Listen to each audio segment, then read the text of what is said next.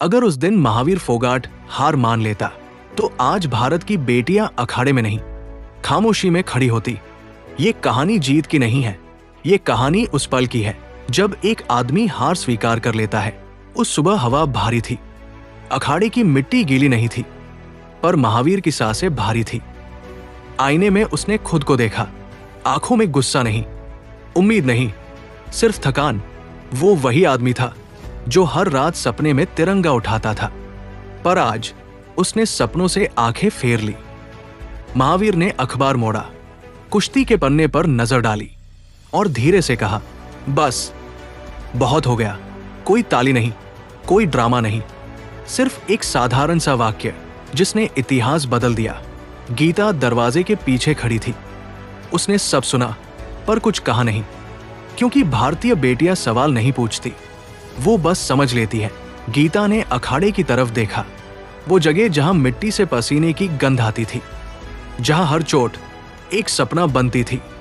पर उस दिन अखाड़ा चुप था, ना डंडा ना दहाड़, सिर्फ सन्नाटा।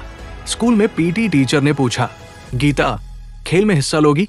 गीता ने मुस्कुराकर कहा, नहीं सर, मुझे पढ़ाई करनी है। वो झूठ नहीं था, वो समझौता था, क्योंकि जब घर में कोई सपना मरता है तो बच्चे उसे दफना देते हैं। महावीर अब रोज ऑफिस जाता था, सरकारी नौकरी, समय पर लौटना, समय पर खाना। लोग कहते अच्छा है, अब जिम्मेदार हो गया है, पर कोई नहीं जानता कि हर शाम वो अपने जूते खोलते वक्त थोड़ा सा लंगड़ाता था। वो चोट आज भी वही थी, पर अब दर्द बोलता नहीं था।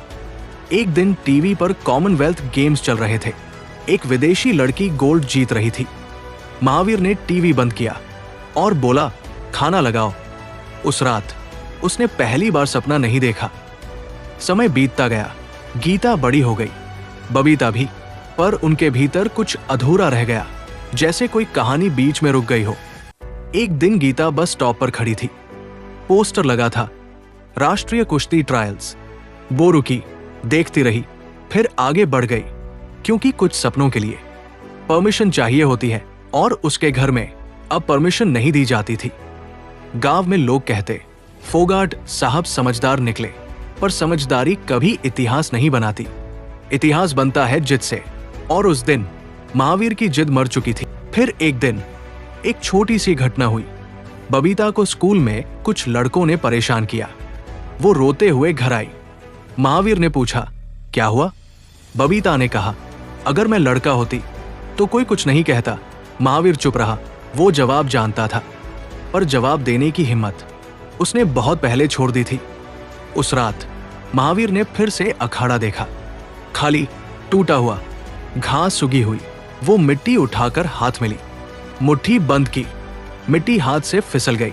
और उसी पल महावीर समझ गया, हार मान लेना एक पल का फैसला होता है, पर उसका असर पूरी जिंदगी भुगतना पड़ता है।